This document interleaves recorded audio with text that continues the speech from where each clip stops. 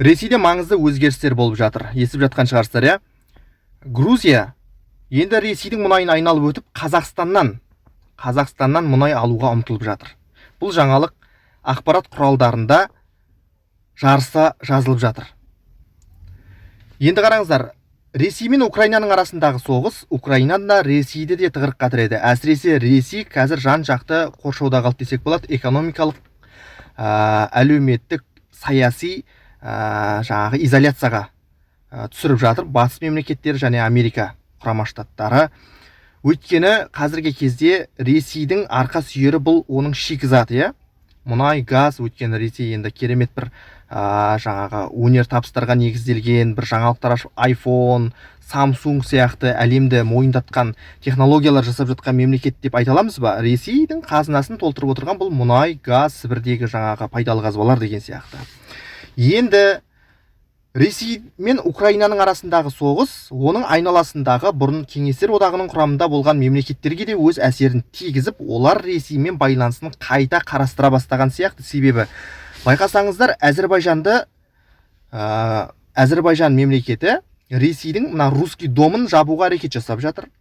Білесіздер, сыртқы істер министрлігіне ресми түрде жаңағы өзінің ноталарын жіберіп, Русский домды жабуға әрекет жасап жатыр. Русский домды білесіздер, бұл орыстың салт дәстүрін, руханиятын әлемге тарататын, орыстың тілін насихаттайтын ұйым. Міне сол ұйымды Әзірбайжан жабуға ұмтылып жатыр. Енді қараңыздар, Молдова мемлекеті бұл ТМД құрамынан шығып кетуге кәдімгідей бел шеше кірісіп кетті. Молдова ТМД-ның құрамынан шығып кетуге кәдімгідей заң жүзінде ұмтылып жатыр. Өзбекстан мемлекеті, Өзбекстан Еуразиялық экономикалық одаққа кіруге асығар емес. Бұл одақты әлі зерттейміз, көреміз, бақылаймыз деген сияқты. Мысалы біз Қазақстан Еуразиялық одақтың құрамында мемлекеттердің біріміз ғой. Сонымен қатар Өзбекстан ОДКБ-дан әлдеқашан шығып кетті, оны білесіздер, иә? Бұл өзі хотя ОДКБ дейтін ұйымның іргетасы сонау Ташкентте қаланды ғой. Бірақ Өзбекстан бұл ұйымнан шығып кетті. Ол өздерінің жаңағы саясаттанушылардың айтуына қарағанда түрлі пікірлер айтылып жатыр. ОДКБ-ның құрамына кіре ма, кірмей ма Өзбекстан.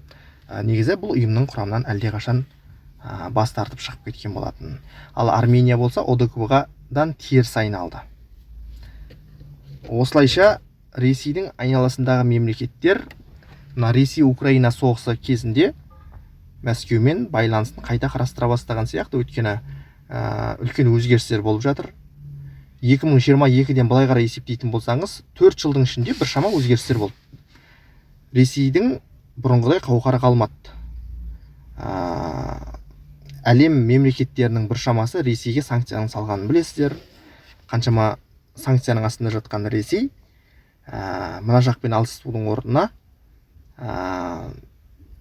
айналасындағы мәселелерді қайта қарастырудың орнына енді бұлар Украинаны жеңбейінше бұл шайқасты тоқтатпайтын сияқты. Өйткені Путиннен де сұралады ғой енді.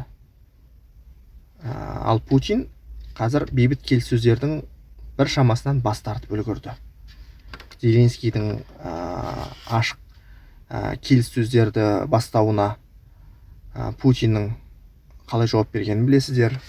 Қалай дегенмен де Ресей барған сайын тығырыққа тіреліп жатыр. Өйткені мысалы Байқоңыр жақта тұратын таныстарыңыздан сұраған шығарсыздар, иә? Ол жақта көбінесе рубль қолданады ғой, Байқоңыр жақта. Рубль құлдырап кетіп бара жатыр. Қатарынан 2 ай болып қалды. Осы соңғы 2 айдың ішінде рубльдің қалай әлсіреп жатқанын, теңгемен салыстырғанда рубльдің қалай әлсіреп жатқанын сол жақтағы таныстарыңыз болса айтып естіп те жатқан шығарсыздар. Курс түсіп кетті деп жиі айтып жатыр.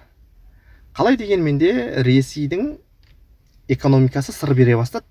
Бір сөзбен айтқанда, экономикасы, енді саясаты түсінікті ғой, саясаттың жалпы не болып жатқан шамамен айтып өттік қой.